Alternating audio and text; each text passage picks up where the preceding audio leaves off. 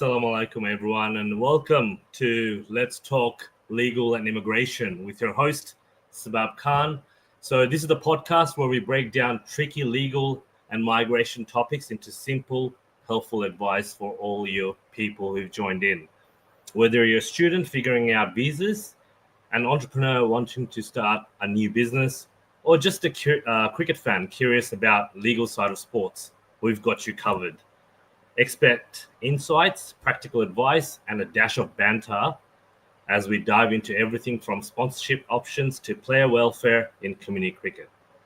Today, we're excited to have two esteemed guests in the panel joining us from CIA lawyers.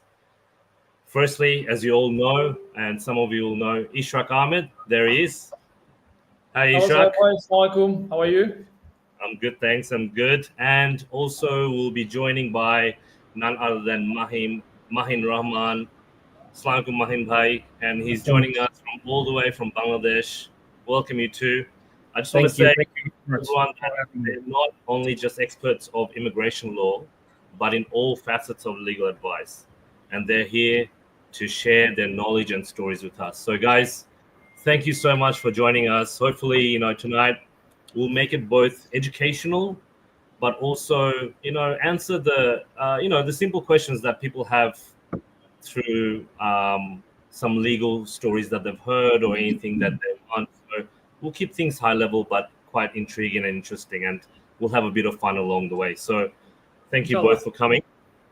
I guess to start off with, let's all introduce ourselves. So Ishraq, I'll start off with you. Tell us what you do, why do you do it, and what motivated you to start law? Right. Thank you, Sabab Bhai. So thank you also media, Sabab Bhai, Shahid Bhai for having us, having CIA lawyers, having Mahin Bhai and Guardian Chambers. I think, as you all know, I do practice law in Sydney, and well involved in the community as well. So we do immigration law, of course. We do criminal law, a bit of family law, traffic matters, sports law, and specifically NRB services for someone living in Australia, like non-resident Bangladeshi, if they need any help in Bangladesh.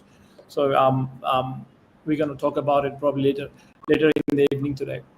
And why I do it, to be honest, I love two things. I love doing it. One is sports. It can be anything: table tennis, cricket, football, soccer, and practicing as a lawyer. So I do think of being a lawyer since my childhood, to be honest. And I don't know how much did I do, but I love every day going to the office, going to my chamber, if needed, appearing in the court, representing my clients. It's just amazing to me, to be honest. Meeting new people, helping them out. The list is above and beyond. It's endless. And it's like, absolutely. What else you asked me? So that's what our areas of law. Yeah. And I'll pass the same question.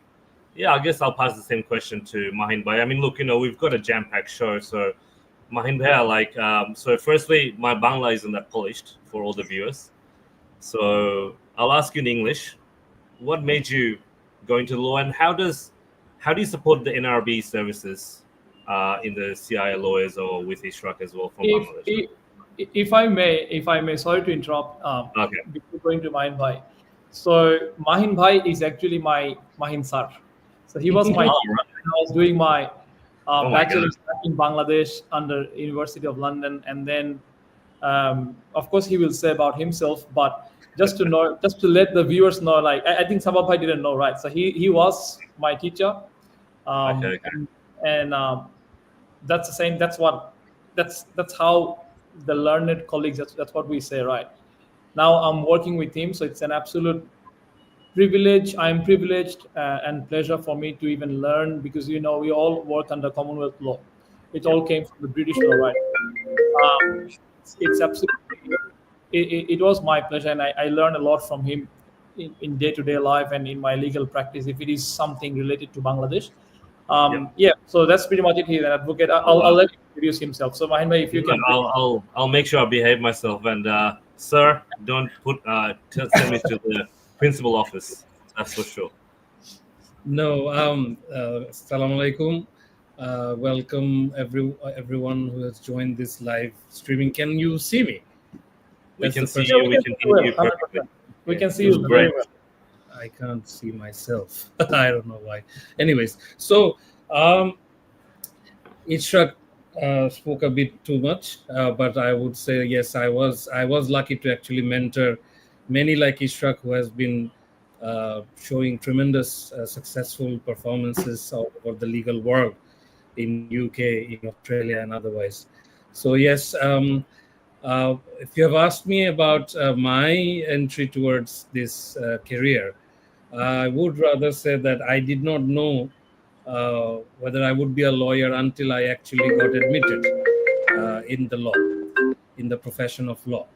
So that was actually uh, my story. I actually ended up in law after I got admitted to engineering, and my counselors there uh, advised me to go into law or marketing. So that's when I actually took their advice and ended up in law. And I'm glad I ended up in law because this is a profession that I think I like. I don't know how successful I am, but yeah, that's the main story of my entering this profession. I would like to mention here that I, first of all, when I saw a barrister speaking, I got so mesmerized by seeing his smartness. Is that inspired me tremendously to leave engineering and start law? And that person is none other than Barrister Rahman Partha. I don't know whether you know him. He's a renowned politician in Bangladesh, and his way of talking and his way of dealing with things actually made me interested to pursue the same profession that he was in. And then so that's also an interesting story. I would like to also mention that my grandfather, my maternal grandfather, who was a police officer, he when I was in my teen, he used to tell me that he would want me to be a barrister. But then again, I was not pursuing that at that time. So yeah, coming to the point of our service, our scope of service, Chaudhry Ishraq Ahmed, the practice director of CIA Lawyers Australia, um, he's a very capable lawyer by himself, and we are very proud to see that he's practicing as a barrister in Australia, which is not very easy, as I know. Uh, so we actually entered into a collaboration to provide some useful services for the NRBs living in Australia. I have been seeing in my practice career over 15 years that um, the non-resident Bangladeshis living in Australia and other countries, they face a lot of trouble because they have their ancestral properties in Bangladesh. They have their properties, their assets, their even they invest back in Bangladesh by buying property or buying land or opening a company or investing in share market. So what we see is that their absence makes it very difficult for them to retain their right properly. So that's an area of service that I thought that would be great. And the moment I spoke to Ishraq when I was visiting Sydney in his office, he instantly said that yes, it is a thing that should be offered, and that's what Mr. Shabab. That's what we are offering in joint collaboration, and in addition to the immigration and the criminal and other practice areas that he pursues in Australia. No, that's fascinating. Thank you for the insight. I'll be also, sharing some jokes. But what I like about lawyers and bankers such as myself that we can always wear a suit and look good. So it's pleasing to the eye. I guess that's one of the reasons why I chose banking, and why I didn't choose being a law because I can't. I see the books behind you. I don't have that time to read all the cases and everything. But anyways, we'll move on. I just want to ask you both, or you can both share the questions. Um, what do you see the common drawbacks that international students face when transitioning from a student visa? So if they're coming to Australia to work visa or even TR or PR, can you share any practical examples? So, they always ask us, Bhaiya, who should I see? Kiko work on? What sort of points I need to get? I'm not a legal expert, but I wanted you to maybe share a bit of a highlight, but also some insight on what sort of advice you'd give them.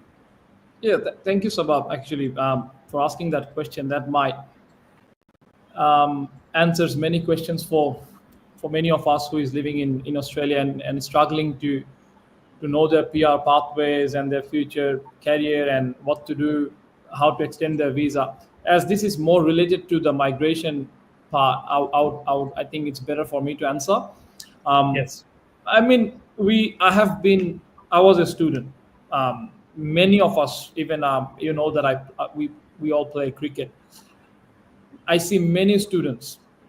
They are student or came on a dependent visa. So I think the main option or the main thing that anyone should look at is what is the reason or what are the reasons that they are in Australia. So if someone came to study, that's their main determination should be to complete this education and study.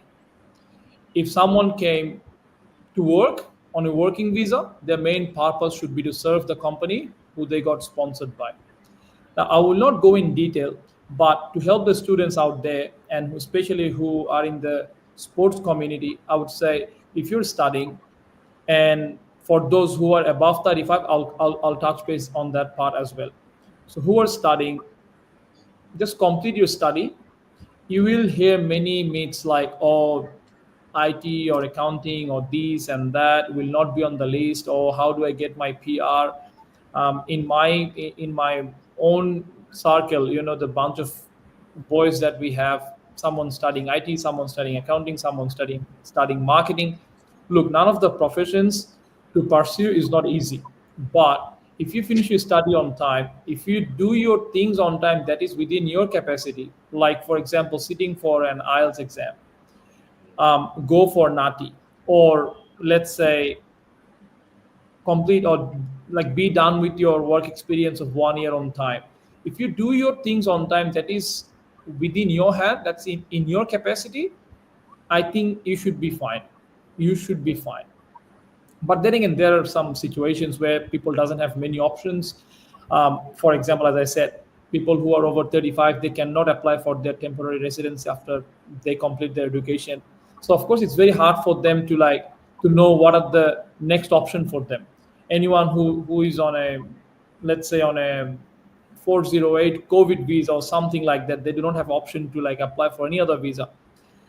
In short, they can look for sponsorship by a company. That's the best thing that anyone can do. If the company is good, if they nominate you on a in an occupation that's relevant to your qualification and to your experience, that is the best thing that can happen to you. So regardless how hard it is, always look for jobs in your own relevant sector. What you studied, where you came from, what is your background. Look for jobs in your sector. In that way, you might have the opportunity to be sponsored by a company. Also, you will be getting paid, and then you have your PR options open. So that would be my suggestion. I know the times are hard, but if you get a job, if you can convince your employer to sponsor you for your relevant occupation, I think, yeah, it should be fine. That would be my advice. And yeah, of course they face problems, like they have language barrier. Some people can't drive, some people maybe is struggling to get a job. So anyone coming from offshore or someone new in Australia, yeah, don't hold back. There is nothing that's not possible. Just go and talk to them, be open, do networking, look for jobs in any sector you can. Don't say that, oh, I'm not looking for a job, oh, I'm not going to work in that sector, oh, it's odd job. There's nothing called odd jobs, to be honest. There is nothing like that. A cleaning job, if you're a driver, if you're working in the toilet, wherever, if you're a plumber, every occupation needs expertise.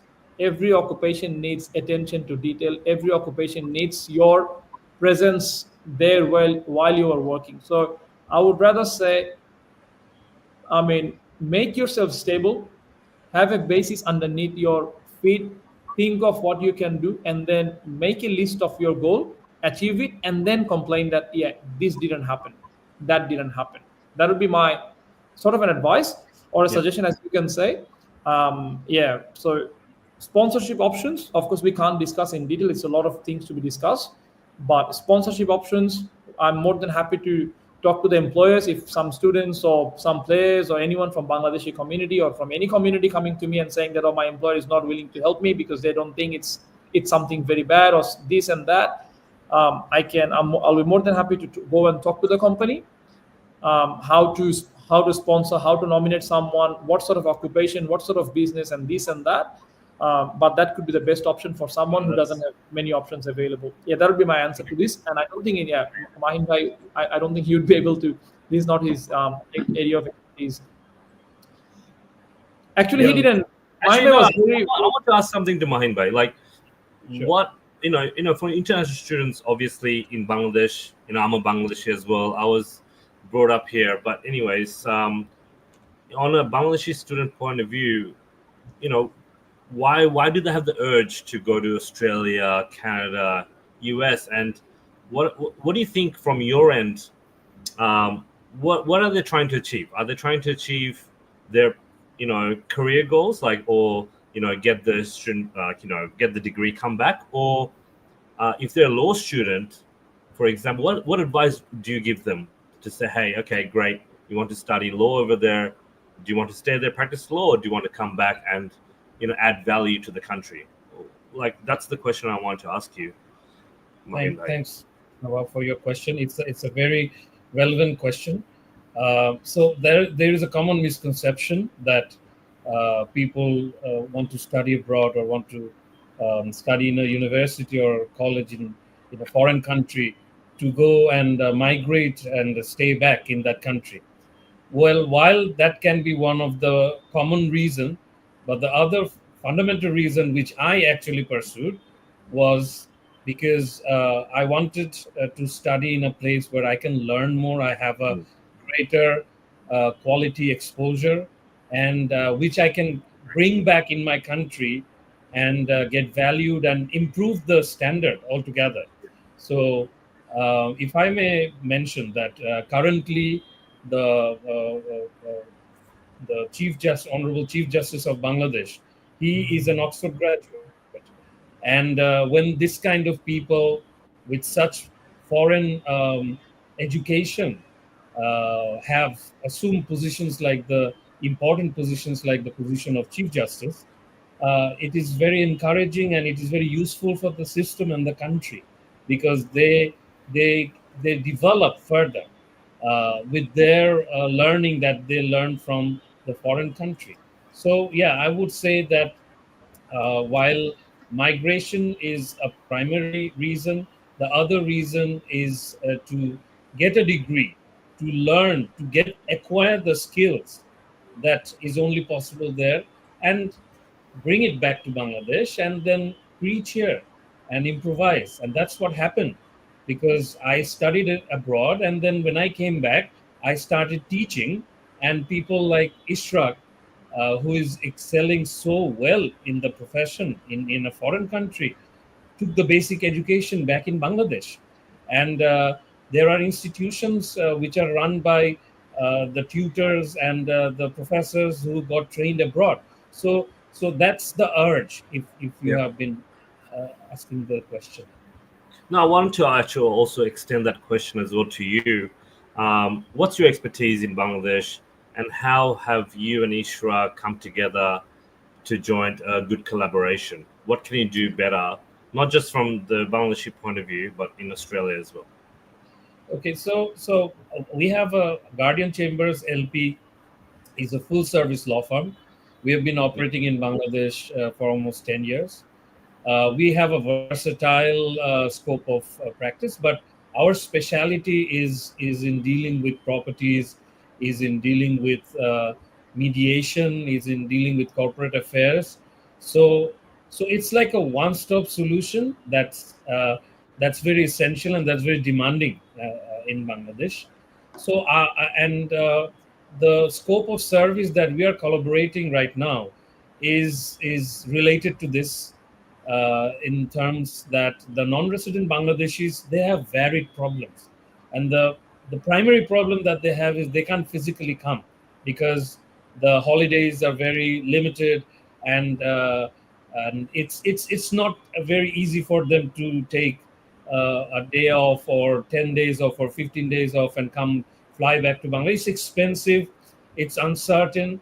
So in order to address that problem, we are offering a joint collaboration service where the NRBs can, the non-resident Bangladeshis who are in Australia, for example, they can go to CIA, to Chaudhry Ishraq Ahmed, and they can dump in all of their problems and find a one-stop solution. We in Bangladesh, we are licensed, we have all the facilities to give the service to the non-resident Bangladeshis. What they just need to do is they're simply just going to go and share the problem, and then that's taken care of. They don't need to travel. Even if they need to travel for the sake of a regulatory requirement, that would be for a very defined period. And that's where we are working, and that's where we are trying to provide the service, I think, which is very much required right now. That's excellent. I guess for the viewers, if you want to know the contact details, they're all down there in the link. I think personally for me, if I want legal advice, it's important that I choose the right person, covering the right area, because legal advice isn't just one stream. It's like a branch. It goes into so many streams. So it's very good to know. So I guess in Australia we have Ishraq, and it's very good to know that in Bangladesh we have a foundation and your legal expertise there. So from both ends, students can come and ask. I guess, Ishraq, what I want to shift towards you, ask you a question around, again, what you touched on, around getting a job, getting anything that permits you to work and, be disciplined. But what are you seeing in currently the key industries that are giving sponsorships? Like, obviously, as Bangladeshis, we grew up, well, I didn't grow up like that, but, my moms and dads, they grew up, okay, you have to be a doctor, an engineer, a lawyer, and those were the three professions in the world. But we know now the world is your oyster. You can do anything online.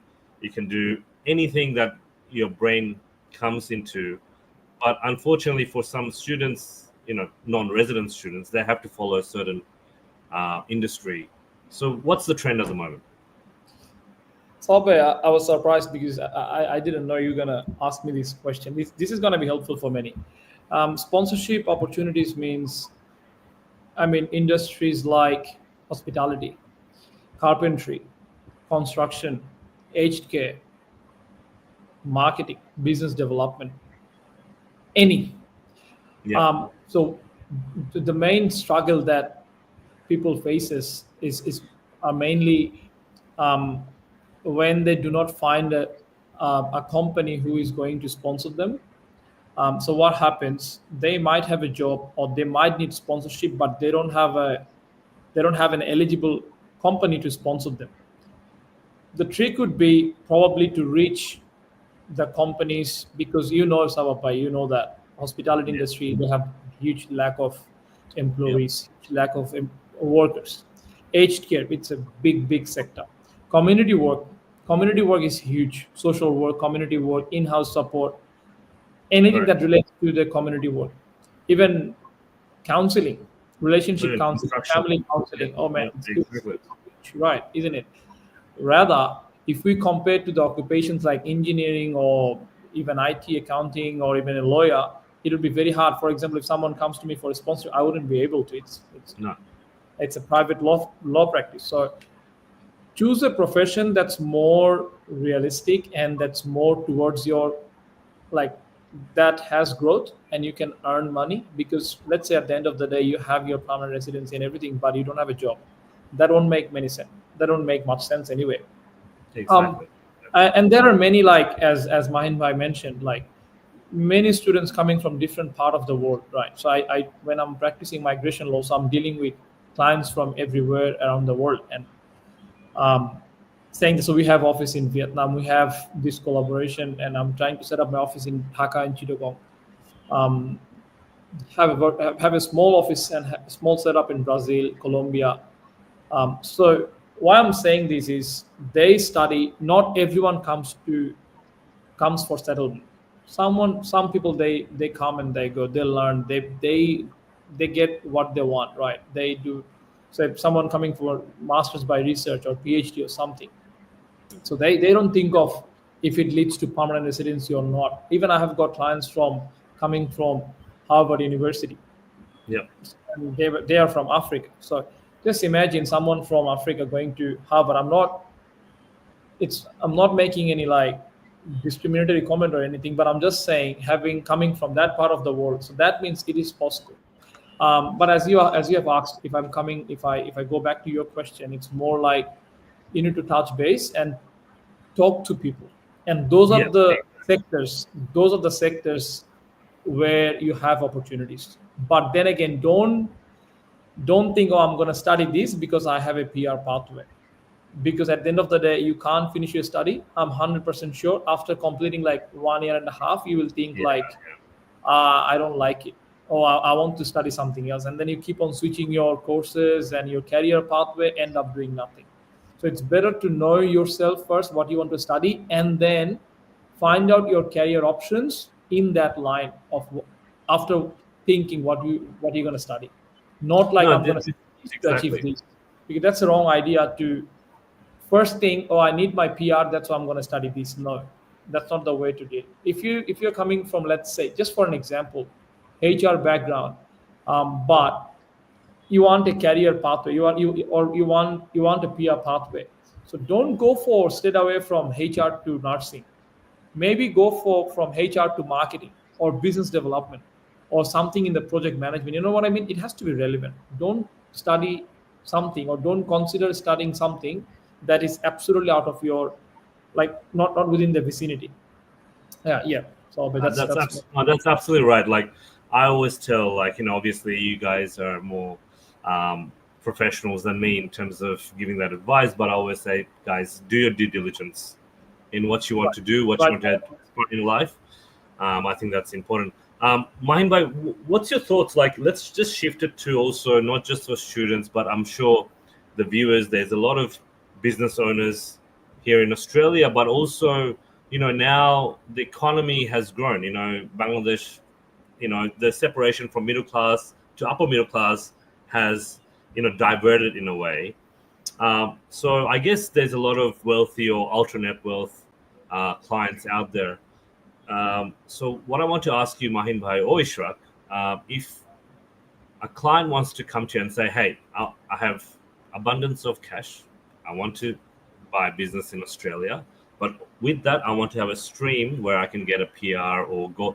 Is there such thing as golden visa nowadays in Australia, or is that a pathway to invest quite a bit of money and obtain your PR status or TR status? It has, mind me, I'm going for it first. So it has Yes, broad yes, you're the aspect. expert. Yeah. No, it has broad aspect, because that's where me and the collaboration of Guardian Chambers and CI lawyers will come into play. Um, it is relevant for both banks. So let's say someone is willing to, or me. So I have my law firm here, and I'll be setting up my um, consultancy in, or the law firm in Bangladesh. So what are the ways? So what is the best way to do it? I would say it is possible. It's not like golden visa, but you can invest. You can set up your business in Australia. You can be a foreign investor. You can, of course. So there are many pathways. Of course, it is a bit hard. It is a bit hard at the moment, since Australian government, they changed a bit of some of the things related to investor streams and how business migration works. But I hope very soon they will open up the option to do business migration. So if it comes to something like joint venture company setting up in Australia and in Bangladesh, so of course my team and our team in Bangladesh, of course, can help setting up in Bangladesh, tax obligations, setting up the company, formation of the company, directors, if foreign investment is involved, what are the ways that we can navigate those things. Same thing, I can help you in Australia to set up the company, talk to someone like Sabab, who is, of course, a financial advisor. If I'm not, Yeah, yeah, that's a one. Yeah, exactly, or an accountant. Um, so as you know, Sabab, of course, for confidentiality, we cannot say a lot of things. But I was talking to you on how about finance, how people can use their capital from, let's say, Dubai or Singapore and invest in Australia on a project. So of course, we have financial advisors, which is for me is Sabab Khan. We have our accountant partners. We have our Bangladesh counterpart. And when I say these counterparts and joint ventures or collaboration, what we have, for me, and I think we have the best possible partners around me.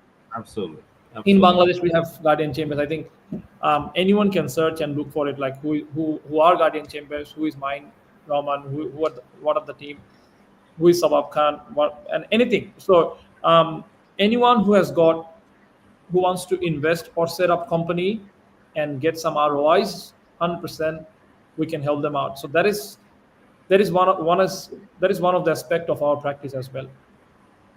And I want to give that little opportunity to Mahin Bhai to also explain. I don't want him to fall asleep. So Doing Mahin Bhai, the just give me your sort of take as well. Like, what can you so provide so and there how are you? two ways that this thing can happen. One is because we're talking about the collaboration, so we are providing service both ways. So people from elsewhere can invest in Australia. I think you asked the question that what are the pathways available for obtaining Yeah, some kind of immigration benefit or anything of that sort if you are investing in Australia. That Chaudhry Ishraq Ahmed is best suited to answer. When it comes to Bangladesh, I don't think anyone is seeking immigration for Bangladesh or citizenship of Bangladesh. But what they are seeking is profit, because Bangladesh economy has grown. Bangladesh has many sectors yeah, where you can earn a lot more money than you can earn in any other countries in the world, and one of them being the real estate sector, yeah, the others being many other. If you want to go into the industries, there are lots yeah, of foreign direct investments happening. There are lots of economic zones where it's very safe to invest. The government is promoting giving tax holidays, benefits. So that's that. You can make Bangladesh a place for investment, yeah, and that's where we can help. That's for FDI. So this foreign direct investment, or any Bangladeshis living abroad, if they want to invest in for some passive income. Say, for example, Bangladesh real estate sector is such a sector that I have never seen getting depressed, no matter what. Even that's in true. COVID, the prices go high, and they don't follow any economic theory. I couldn't fit this sector in any economic theory other than the fact that the land is so small and comparatively the demand is very high. So Yeah, a piece of land, for example, that someone bought, say back in 2010 for 2.5 lakh, or say like 5 lakh taka. I don't yeah, know what's equivalent to what amount, but say a person investing on a land with 5 lakh taka back in 2010 is getting a yield. Now he can sell it for at least 40 to 50 lakh taka. wow, So that's four times. so you can't get such yield in any other business. No, So exactly. that, Like, I mean, yeah, yeah, like yeah, in finance, Bangladesh is, I'm in the finance side, so Bangladesh is known as the frontier market. So there's frontier at the below, then emerging, and then you have, obviously the developed markets, which is Australia. So with yes, frontier markets, it's more volatile. With yes, Bangladesh, there's supply demand, but I know in Bangladesh, if you can find the right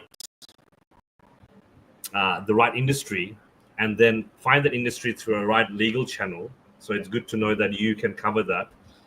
you can make a lot of good wealth in the future. That's for sure. Yes, So it's absolutely. good to So know that's the where I views. want to stress Yeah, that the industries, maybe it's easy to find and research, because there are lots of online newspapers and exactly. analysis going on.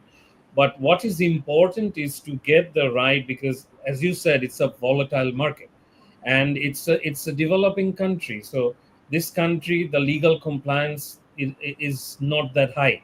So you need to be very careful in your investment. You need to do Yep. your due diligence very, very carefully, and you need to know the market. You need to know the legal system. So that's where we hop in, and that's where we provide the service that your investment is very much secure, and you are represented 24 hours in this country, even though you're not living here. So that's the scope of service from our end. And so CIA lawyers are making it very convenient for the clients, because it's often very difficult to communicate. Say a client reaches out, that's what we face, that a client, the time doesn't match because it's evening time at your place, and now it's Yeah. very much That's fine. working hours here. So, and it's even more difficult in North America, because it's day and it's night here. So it this local office with someone who has exposure in Bangladeshi law, like Barrister Ishraq Ahmed. I think it's going to make a huge difference. It's going to make it very convenient for people taking services. Okay, that's really good to know. Like, I mean, look, I guess, yeah, for us in Australia, there's viewers out here that want to know from both sides, and it's very good topic. And before coming to the podcast, I'm like, this is very, very good. It'll cover so many aspects. Um, I wanted to ask, like, just change it up a little bit and concentrate on sports. Something that, I grew up playing. Like, I love playing cricket, and Ishraq is mad, cricketer. To let you know, Mahin Bhai, this whole platform is, there's a lot of cricketers that hopefully are watching, um, today's podcast, but also, a lot of newcomers as well. But, as Bangladeshis, we love cricket, right? Now, importantly, with sports, there's also the legal side attached to it. I mean, legal side is attached to everything. But I wanted to touch on sports and the obligations for players. For international players, what sort of legal safeguards they have. Also for community players as well. There's a lot of community. We have different seasons and there's different tournaments. For these tournaments, what legal side they should cover for the players' safeguard and players' welfare to make sure that you know the tournament is run efficiently and diligently as possible. So, first question is just on general international sort of standards for international players, coming to Australia or on a visa, for example, and just your sort of take on community cricket, how they should run, um, you know, the tournament in a proper legal manner. Mind way? Okay. I'll, Go I'll, ahead. I'll, I'll I'll summarize. So the fun There's two part, parts of the question. There's two parts of the question, but high level, like that's just me the fun part, asking. what I find actually good is how you linking up everything with migration. So I didn't even think in that way. Like you come to play, you need a visa, or you do this, you need a visa. You do the Yeah, investment, yeah, and exactly. you do the migrate. Oh, it's brilliant. You're promoting me. That's good. Um, well, that look, it's of course. I mean, there are different categories, but what are the obligations of an international player? I know why you touch base on a sports law. I actually I started thinking of taking my practice like in the sporting arena a bit more. Um, for the viewers and everyone, Mahin Bhai is basically the only legal advisor for Bangladesh Cricket Board. He's the All only right. one. So Well, there you go. I I didn't would know. rather ask him what are the Yes. obligation as a player since they play in different country. But to my knowledge, I think it's tax obligation, their income, if they're covered by the insurance, and I mean, if they have the proper safeguard, proper health insurance, proper diet. So since I'm answering first, probably to be honest, I would say for community cricket, we just come and play.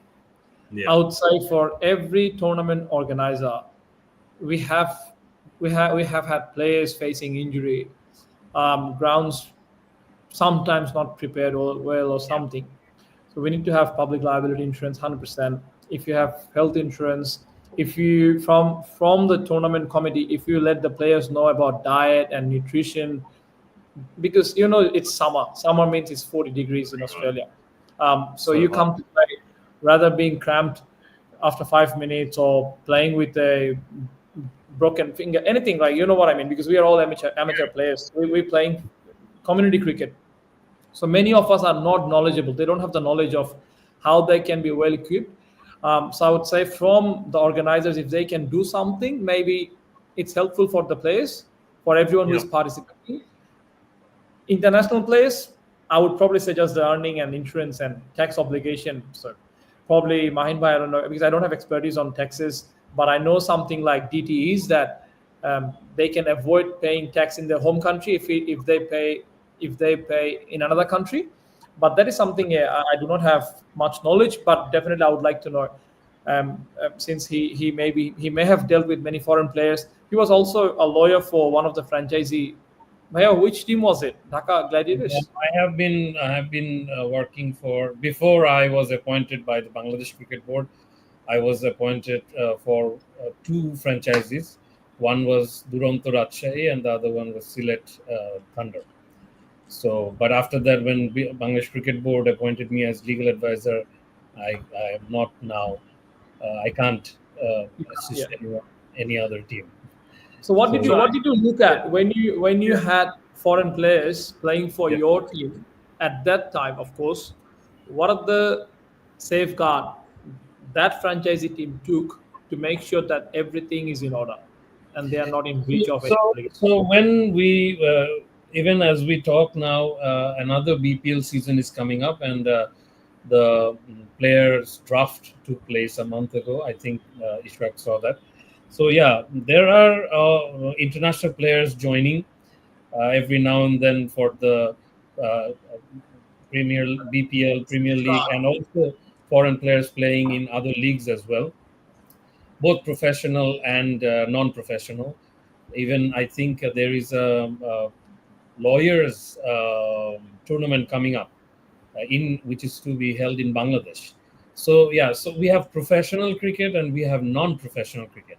In professional cricket, everything is bound by the ICC rules, and Bangladesh Cricket Board has adopted all the policies regarding the protection of the salary or the remuneration, the contractual remuneration of the players. The Bangladesh Cricket Board directly controls that, because that's a safeguard that Bangladesh Cricket Board ensures, because in the previous times lots of franchises has dispute with foreign players, and they complain that they did not get the payment. So that's one part. The other parts are the insurances and the health protection, keeping adequate medical team, including physio and all other supports. That's for the international cricketers. And also in Bangladesh, when an international cricketer comes in, we let them know that the tax is higher for them. So that's something they often don't calibrate, and then later gets into the dispute with the franchise owners. So that's also another aspect. We remind them that, see, this is the tax that you need to pay, and it may not sound very logical, but then again, that's the law of the country, and so you should negotiate with the franchise owner accordingly, because especially now we see that lots of disputes uh, ultimately comes to Bangladesh Cricket Board or is referred by ICC to Bangladesh Cricket Board regarding these matters. So I think when a foreign player is coming in to Bangladesh to play any professional league, they're quite settled now. Now that I think this is the 11th or 12th edition of BPL. So from the past experience, Bangladesh Cricket Board has adopted a lot of measures to secure um, their remuneration, their health, and everything. And Amazing. also, there is an I institute think called, there's a wing from the ICC that operates in every league.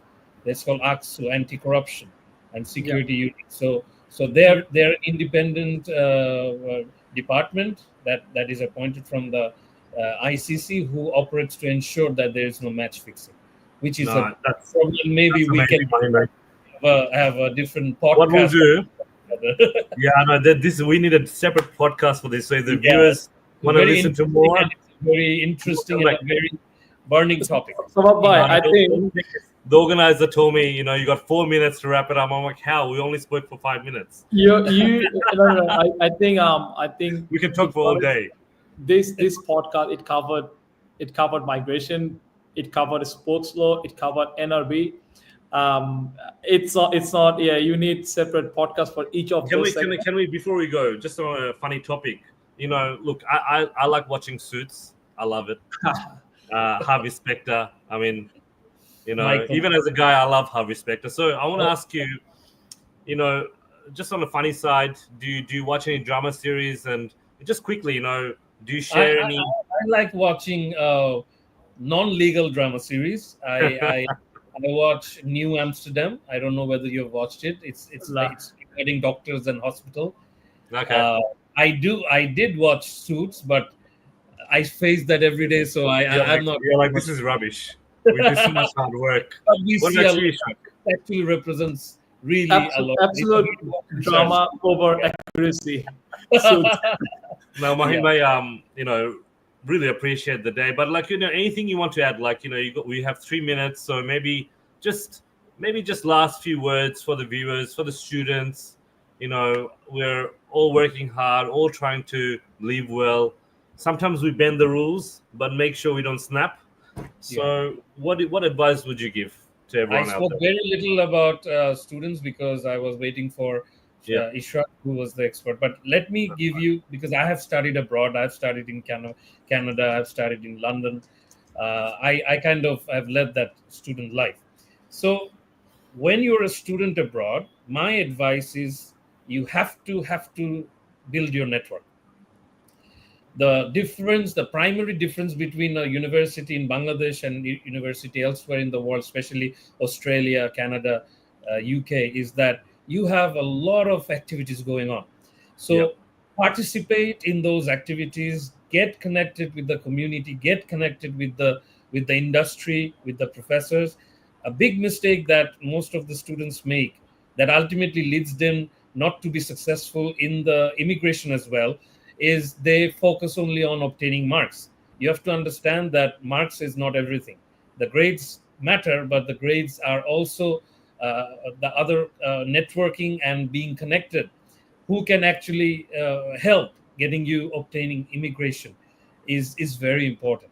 And I think Ishraq can add more. I'll just say thank you everyone for joining, and we hope to catch up in the next podcast before we get cut off at. Yeah, no, we might get cut off. So sorry, guys. But if we're popular, then next time we can come on. Request Shahid Bhai to organize another one. Yeah, I told Shahid Bhai to sponsor us. We'll get to the legal side. I'll call Ishraq and Mahin Bhai together. All right. Thank you, Mahin Bhai. Everyone, thank you so much, Mahin Bhai. Thank you for joining us from Bangladesh. Really, really appreciate Ishraq. As always, I love you, brother. I'll catch you in the next. Thanks. Take care, guys. Thank you Bye. very much. Assalamu alaikum, everyone.